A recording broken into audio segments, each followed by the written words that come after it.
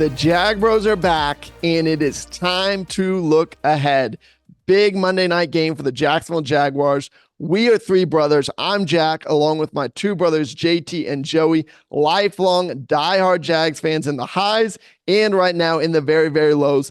Can the Jaguars turn it around on Monday night in Buffalo against the Bills? We are going to talk about in this episode, breaking down our offense versus the Bills defense, and then talking about our defense against the Bills offense. We're going to talk about, hey, how do the Jaguars win? What are the keys to victory for the Jags offense, defense? And then we're going to have some score predictions and some Jag Bros bets as well. But Joey, get us rolling. What are your first thoughts for this Monday night game in Buffalo? First thoughts is, how does this team respond? We've had a game where we were winning and we fumbled it away. We've had a game where we have come out flat.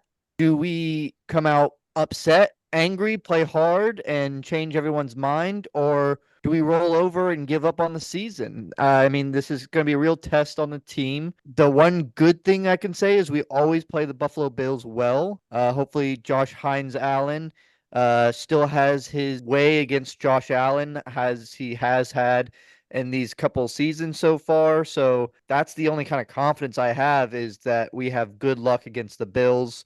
Gabe Davis and Mitch Morse kind of have a revenge game, so we'll see. We're bearing the lead here, and that's Trevor Lawrence in primetime games. He's terrible. So I have zero confidence going into this game. Yeah, this is make or break point, and these are two teams that could not be going in more opposite directions. The Bills look amazing at 2-0. They're finding ways to not play necessarily beautiful, but find ways to win games. Jaguars have had some great plays, and yet they keep finding ways to lose games. So it's 0-2 Jacksonville versus 2-0 Bills, and it's make or break point for the Jaguars. The only hope I have is last year, the Jags were 1-2. JT went off on a rant after that blowout Texans game, and the Jags go win 5 games in a row. So maybe the Jaguars heard our rant episode earlier. Make sure you listen to that. But other than that, there are a lot of things trending in the wrong direction for the Jags. All right, well, let's dive in. Let's side of the ball that most Jaguar fans are extremely frustrated with right now, and that's our offense versus their defense. I mentioned this last episode. Right now, we are bottom 5 in a lot of offensive categories. We're bottom 5 in scoring. We're bottom 5 in number of plays run. We're bottom 5 in third downs. We're bottom 5 in drives that end in a score. And so we're going to be playing against a Buffalo defense who's led by Sean McDermott, who typically gets the most out of his defenses, even if you don't have a ton of high-level guys or guys that people recognize their names.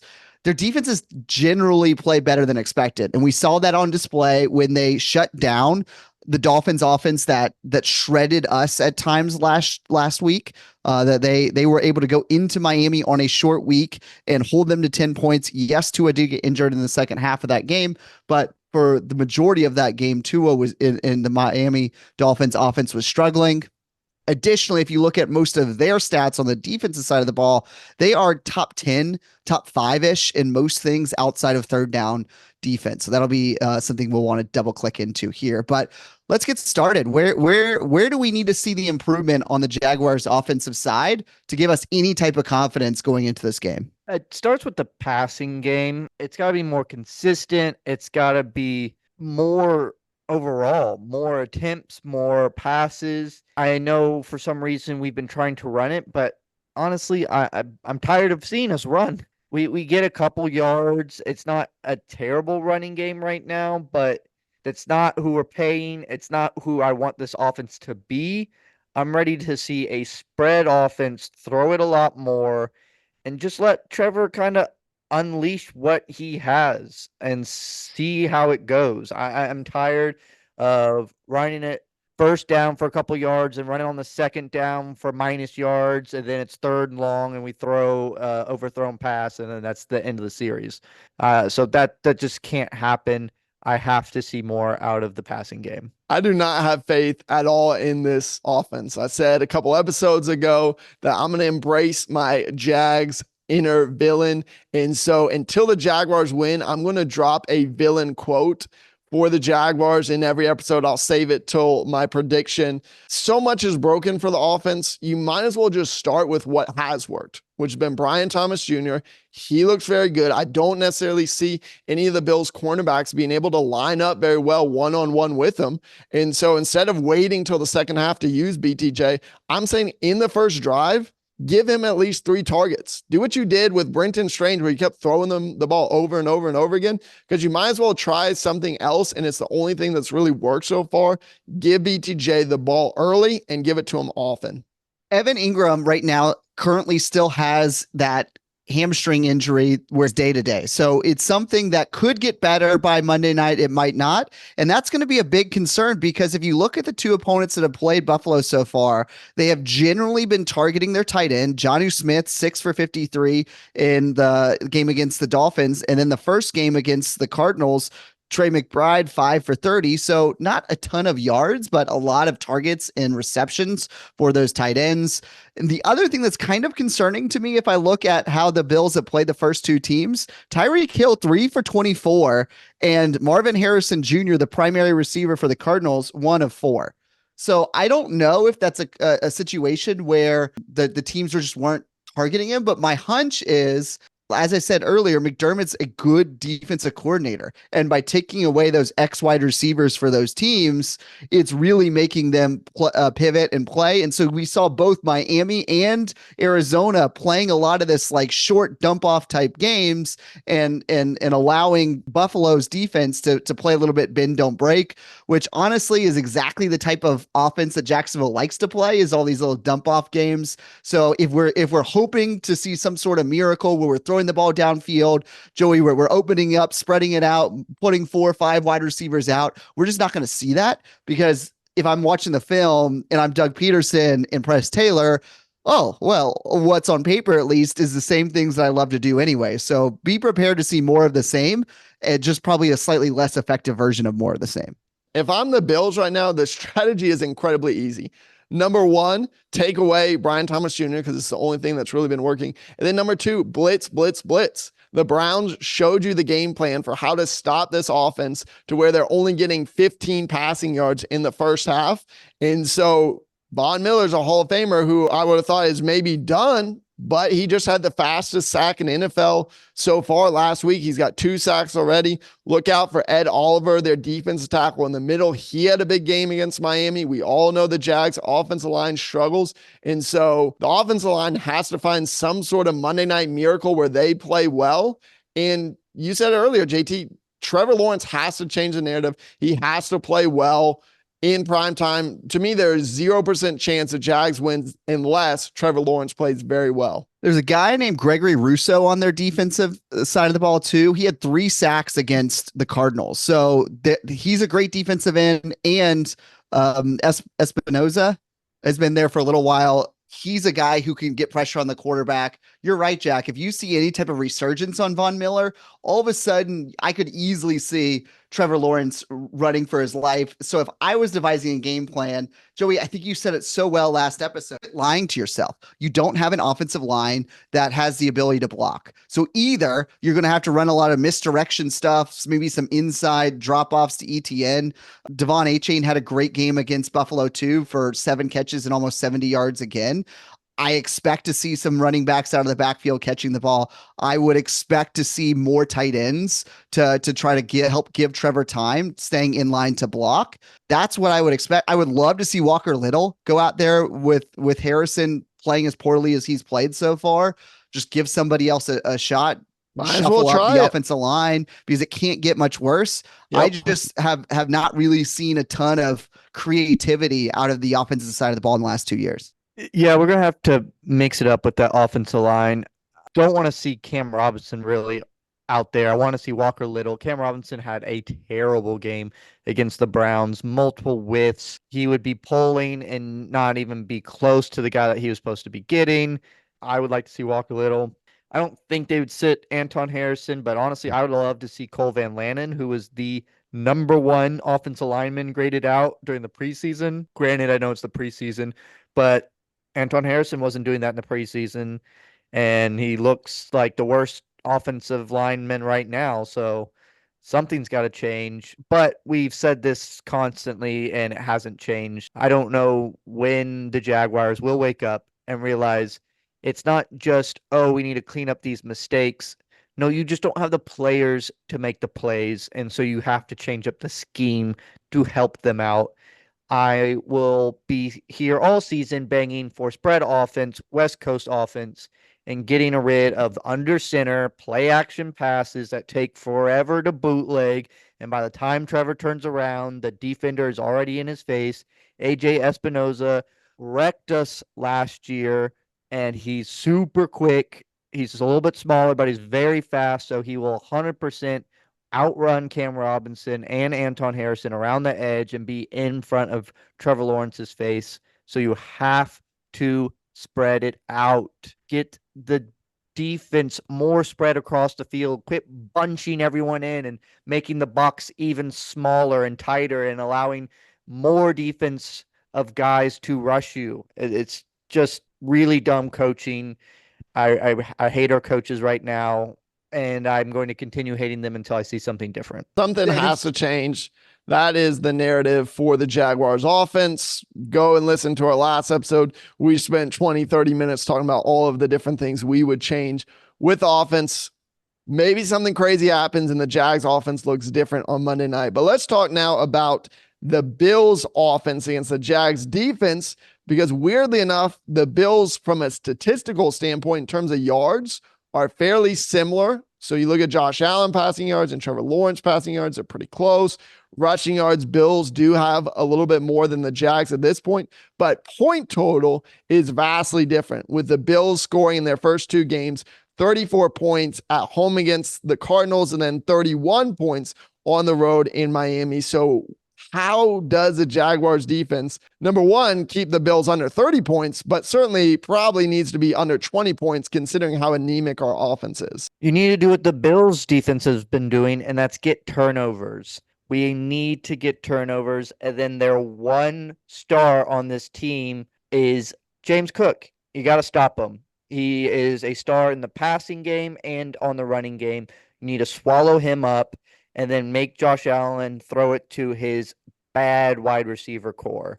You have a bunch of no names, a rookie who hasn't done much at all. You got to make him throw it to all these no name people. Look, we were ahead of the game in the podcast saying that Ryan Nielsen's defensive scheme does not lend itself to turnovers. So Jacksonville historically the last couple of seasons has been a team with high turnovers despite really not getting a ton of pressure on the quarterback. A lot of that had to do with some of the confusing schemes Mike Caldwell was running on the back end. Now, the reality of the situation is Nielsen likes a lot more press, and he's better at third down conversions and red zones and playing a little bit more of this bend, don't break style defense. And that's essentially what we've seen so far. I think Jacksonville has 0 turnovers through the first 2 games. Josh Allen generally is pretty protective of the ball.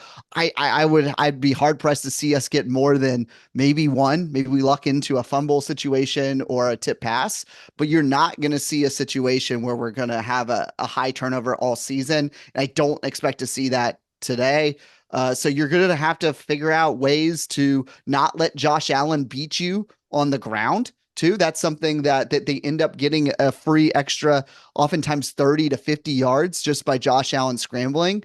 And that is something, if you're playing more man defense against them, that could be the game changers. That could be a couple of extending third down drives or field goals or touchdowns ultimately for Josh Allen. Well, feels like the only hope for the Jags defense here, specifically on turnovers, is hopefully the law of averages just swings in your favor, because Josh Allen, the quarterback, actually does turn it over a decent amount. He had 18 interceptions last year. He actually fumbles quite a bit. I don't have the number in front of me right now, but because he runs the ball a lot. Yet, Josh Allen has had 0 turnovers through the first week. Our defense has had 0 turnovers through the first 2 weeks. So, yeah, JT, maybe a ball just kind of bounces our way finally, because Devin Lloyd forced a fumble and it bounced the Browns' way last week. But specifically on the Jags defense, I'm calling out Cisco has got to play better, and he's got to be the one to go make big plays, because he's had several seasons of 3, 4, 5 interceptions for the Jags. He should be a leader. He should be a guy playing for a payday. I need Cisco to make some big plays for this defense. Something to call out, Joey, and I'll give you credit here. I bought the narrative that Mason Smith was inactive because he hasn't played well when he played almost a quarter of the snaps in week 1. And you're right, he wasn't a game changer by any means, but he was effective and he's a rotational guy. I'm hearing now reports that our coaching staff did that to spite the GM. And just with all this internal turmoil, like there could be some major problems with this. Man, this feels like a matchup in a game on the road in Buffalo that all of a sudden the wheels just start coming off for Jacksonville. That's my biggest concern for this game. If you start 0-3 and if you go lose on primetime, which Jaguars don't have a good record of, there's a real possibility that Doug Peterson loses the locker room. The calls for blowing things up are going to get super, super, super loud. If every NFL fan is watching the Jaguars offense look anemic yet again, the defense not make big plays. So the pressure is all the way to an 11 for the Jags. There's people already that aren't Jag fans calling for the Jaguars to go get Bill Belichick and other head coaches. People who aren't Jag fans see how bad Doug has kind of been coaching the last year and a half. He let the wheels fall off last season and he's never put them back together. He doesn't understand what's going on. He has no answer for it. When the pressers come up, he looks like he's about to cry. It seems like he's emotionally checked out or weak or something, and it is affecting this team. No one is knowing what they're kind of doing. We all thought maybe with a new defensive coordinator, we'll start to figure things out. He'll just focus on offense. Well, if he's just focusing on offense, that's even worse because the offense looks as bad as it has ever looked. Yeah, and as a Gator fan and a Jaguar fan, I cannot tell you how frustrating my weekends have been. It's been almost a year since I've seen either one of these teams beat somebody of repute, and so it's extremely frustrating. Yeah, I mean this is why so many Jag Bros followers are so upset, because not only do you have a ton of UF fans, but you also have a lot of FSU fans. I cheer for the Noles. They are a complete train wreck as well. And so you look at those three teams, FSU, UF, and the Jaguars, they only have one win. Of those three teams, they're 1-7 with no hard feelings to the Gator fans, but a very fluky win. None of these teams have a legit win yet. Who's going to turn around? I don't know.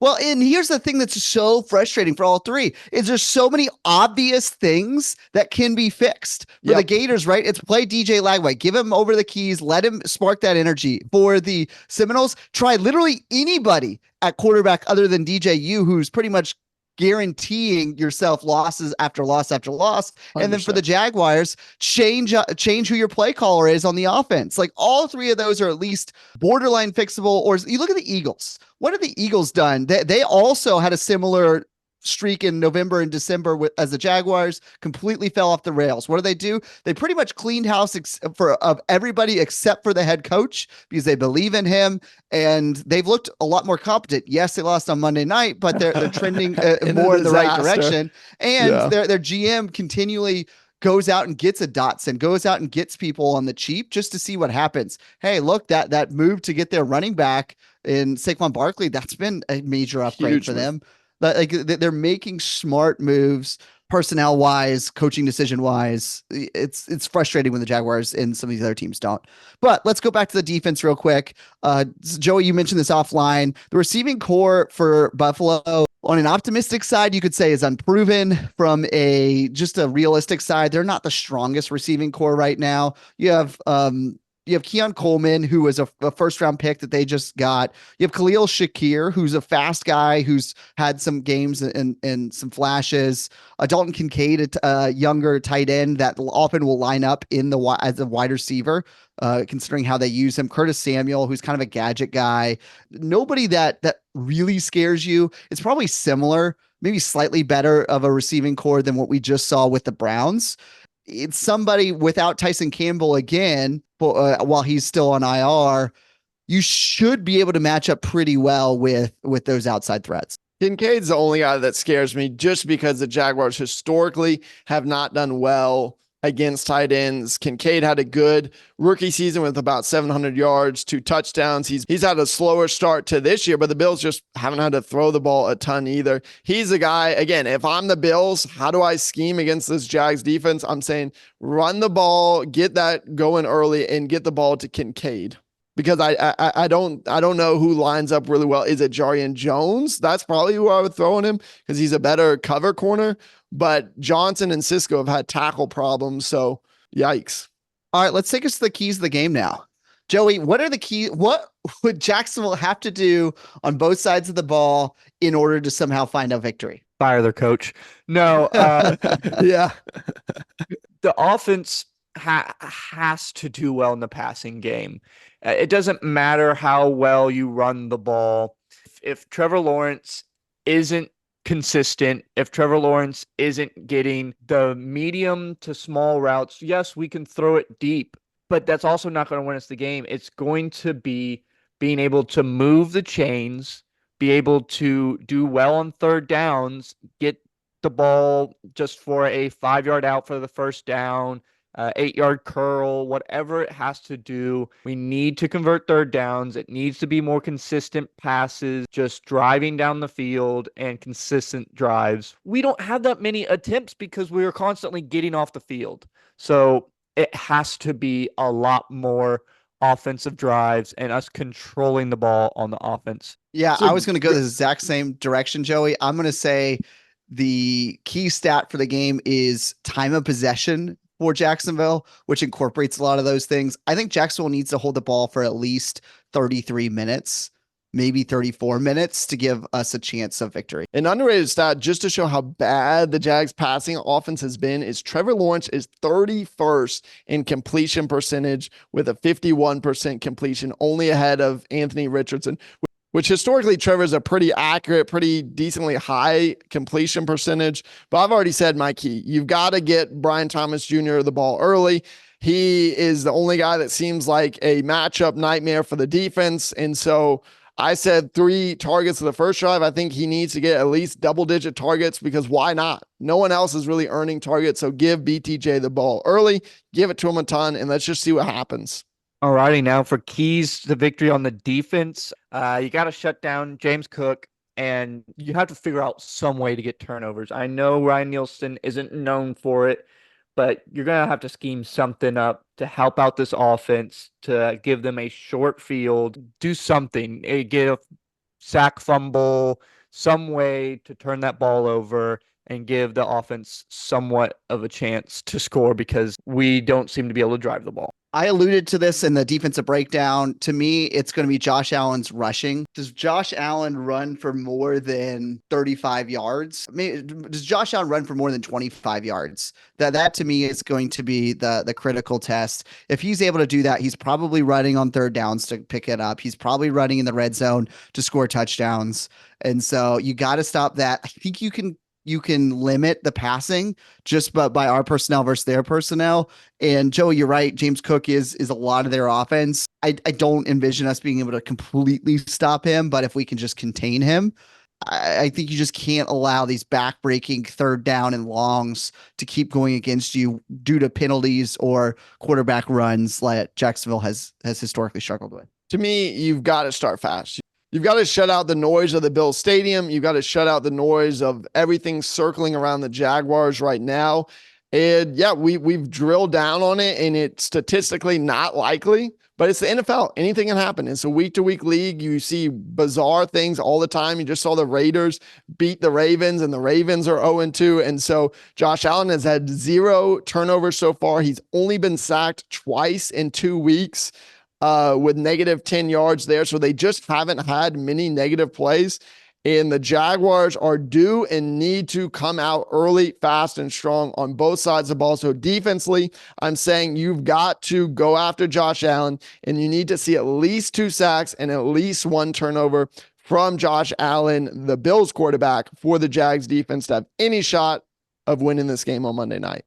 The best way to take the stadium out of the game is go down, score, and keep the ball in the Jags' offensive hands as long as possible. This is our new thing we've done this season. We call it the Jag Bros Bets, just for fun. We bet 100 or 200 points on some fun, different props for the Jaguars and maybe for their opponent. Quick update. Joey, you are still in the lead, but your lead has shrunk. So Joey is 600. JT is at 500, and I am way in the back with negative 300. Mr. Intervillain is got to turn around this week. And so let's start with this one. This is always a fun, interesting one. Who for the Jaguars gets the most receiving yards? And I'll go first because I've hammered it 100 times. It's got to be Brian Thomas Jr. Give me 200 points for that one. It's got to be Gabe Davis, I think, with the whole revenge matchup. I think they're going to scheme up some plays for him. He's going to want to play his old team very well. So give me Gabe Davis. I'm still going to bet 100 on it, though. I agree. I like the revenge angle, Joey. Gabe Davis feels like the Zay Jones role, the Marvin Jones role that Jacksonville typically has. He seems to have a safe floor of targets. He's been the guy that has been on the field the entire time. He's averaging about 95% of snaps, whereas Christian Kirk and Brian Thomas are somewhere in the 70s. So he is the guy that's always out there. So give me that just because of those reasons alone for 100 points. All right, well, let's talk about the other big factor of the Jags offense, Trevor Lawrence. So far, he has not gone over 220 passing yards. Does he get a season high for himself? Does he go over or under 220 passing yards on Monday night? This is more of a wishful bet and saying yes, and I hope that this offense just throws the ball as much as they can. 100. I am not confident in this offense at all, so 100. Blake Bortles used to get 220 in higher sometimes in garbage time when Jacksonville's trailing by multiple touchdowns. I have a feeling that could happen today. I'll go 100 over, not because I feel like he's done well. If you gave me like 110 over under for the first half, give me the under all day. But I think this is going to be a situation where Jacksonville's losing by multiple touchdowns at certain points in the second half, and will be forced to pass more. Embracing my inner villain. Give me the under. Trevor and the offense stalls out. Give me the under for 100 points. One final one. We've talked a lot about turnovers, that the Jags defense hasn't caused any. The Bills offense haven't given up any. Who wins the turnover battle Monday night between the Jags and the Bills? That's easy. Bills, 200 points. Yeah, I got the Bills 100. Give me the law of averages. Give me the Jags getting some fluky turnovers. And so law I'll of take averages. Jack, you also have to remember Mr. Turnover Machine himself. Trevor has only fumbled the ball once so far this season. We have been very lucky. We are way overdue for more turnovers from Trevor. Yeah, we'll see. We have been very lucky with a lot of fumbles that we've landed on top of, some dropped interceptions on the other team. But give me the Jaguars to win the turnover margin, 100 points. I'm just trying to catch back up here. I need a bet on the other side to catch back up or dig myself in a deeper hole. Well, Joey's still riding from his high of a 400-point swing Bigsby. in the Tank Bigsby sweepstakes. So it'll be fun to see how that continues to play out this season. Well, it's time. All of us have picked back-to-back Jaguars victories. All of us received back-to-back Jaguars losses. My hunch is we're not all going to be picking Jaguars victories today or this time going into Monday Night Football on the road against Buffalo. Jack, kick us off. What are you doing with this game? Well, it's time. It's time to drop the villain quote of this episode. I'm a big Marvel fan, or at least Marvel fan in game and prior. And so I'm going to quote the great villain Thanos and say a Jags loss is inevitable here.